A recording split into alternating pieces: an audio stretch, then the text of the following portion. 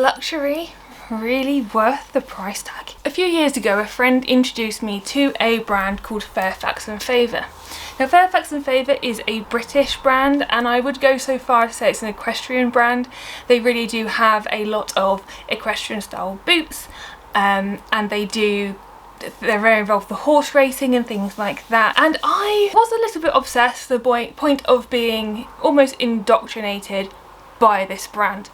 I'm going to insert a photo here of things that I had at one point. I don't think this is even my whole collection that I had, but I have since actually sold a lot of it because I found that I was collecting for the point of having, but I wasn't actually using. So what I thought I would do is show you the things that I do have and talk you through why I'm not sure they were even worth me buying, but why I'm not going to be getting rid of them either. So the first thing that I actually brought from Fairfax and Favor was a pair of boots, and it was this pair of boots. Now these are the Regina boots, and they are super comfy. They come in a couple of different fits. So you've got sporting fit, you've got I think wide as well, and regular. Now I think I just do like the regular, I just buy them as they come, and I've had this pair for about 3 years now, this exact pair, but they've been re-heeled twice. So the first time they just fixed what was already wrong with it, and that was just that they were peeling. That's fine,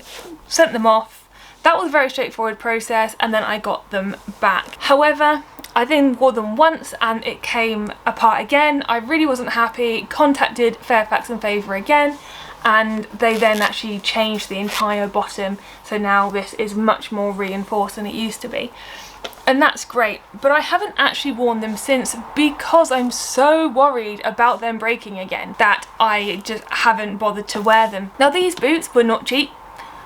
These are the best part of £200 to £300, and that is before you even start buying the tassels, but we'll come on to that a little bit later. This this boot did come with just brown tassels, so I did have that kind of nice look anyway.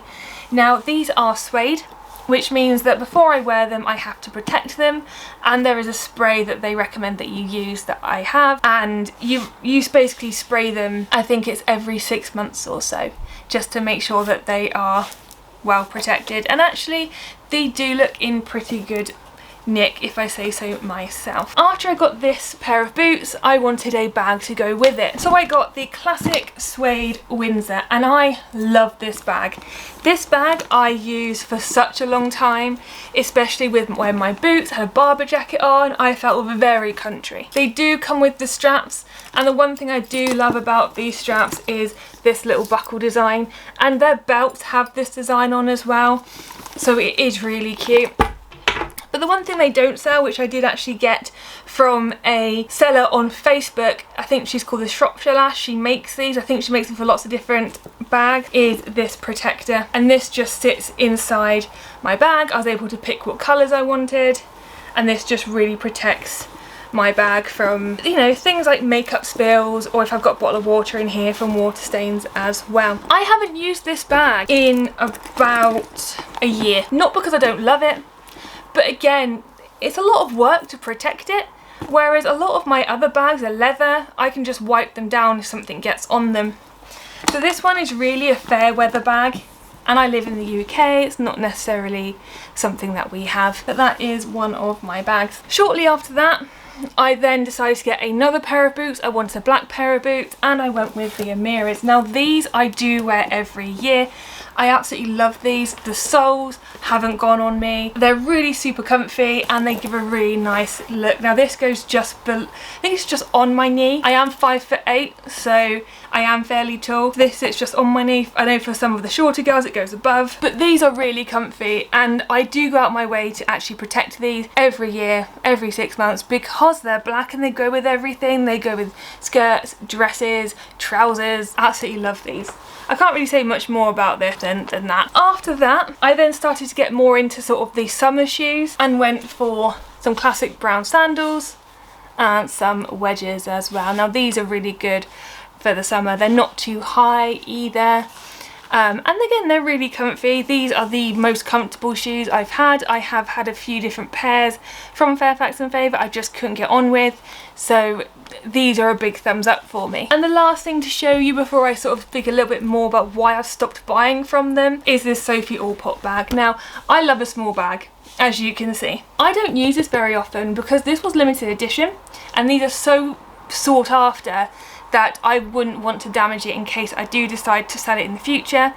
And again, I did buy a liner to go in here to protect it from things, and it does again come with a bigger strap to use, but this is probably my favourite product. In addition to the product, I have a bunch of different coloured tassels. Now the tassels go on the boots, but I can also attach them to this bag if I wanted to as well. And all the different bags you can actually change the tassels on. Not all the boots come with tassels, but some people have used D-rings to attach tassels onto them as well. So that's a little rundown of what I have. And you're probably thinking, well, you've got all this stuff, so how can you be disheartened by them if you have still got all these things? This is a fraction of the stuff I used to have. I have since sold another 2 bags, another I think 3 pairs of shoes, and that is less than half of the tassel collection I used to have. It's a lot of money to buy Fairfax and Favor or to buy designer and to not use it. And it gets to that point sometimes where it feels like it's nice to have it, but I don't actually need it. I just have it because it's nice to have. It's nice to say, oh, I've got that, or, you know, I've got this, something like that. The problem I find with brands like Fairfax and Favor, their demographic suddenly changed. So all of a sudden they were moving away from what I felt was the youthful look with the nice suede bags. This one is a core design, so it's always there, as well as the boots. They do this is a mini Windsor, so it's a smaller version of this. They do this in all different colours and materials as well. So you can actually get just normal ones for everyday use, and these do come in leather. But for me, the leather was just a bit too formal. I work from home. I don't actually go into an office anymore, and even when I did, it was really relaxed. I didn't need to be businesswoman. I was able to be quite relaxed and chill. So for me, when they switched their demographic, I started to go off it, and it made me look at the brand in a slightly different light of why have they started changing? Why have they now changed what it is that they're offering? Everything seemed to be geared to an older audience.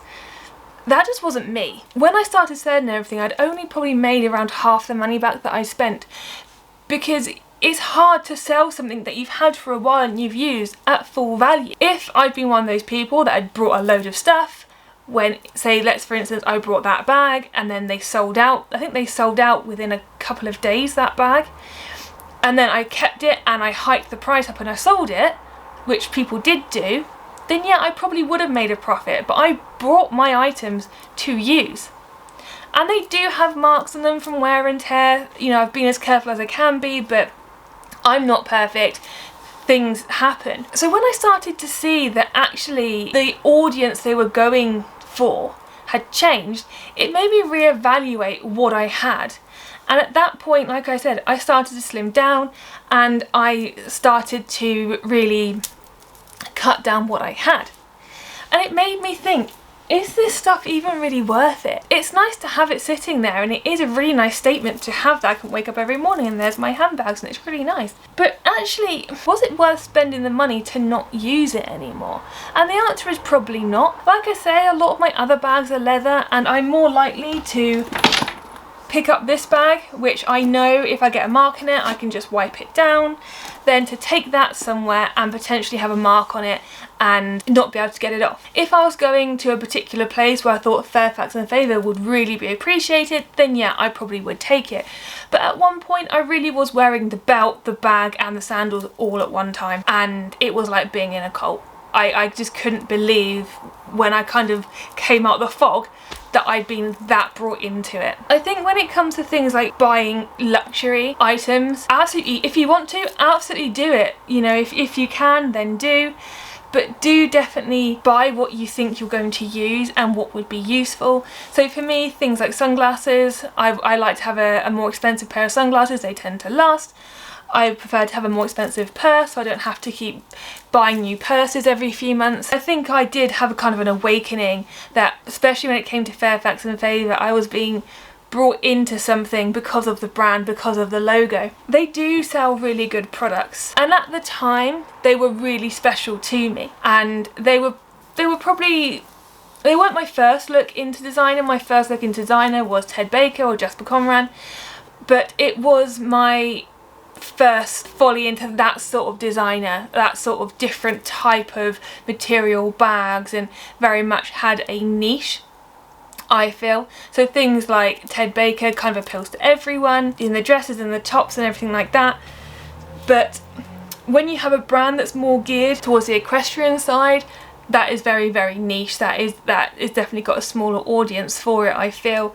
So I really did have a bit of an awakening that I was being pulled into something, and maybe into a world where I didn't really belong. But I think the moral of the story for me was that I definitely learnt my lesson, that I only really buy now what I need and what I think I would use.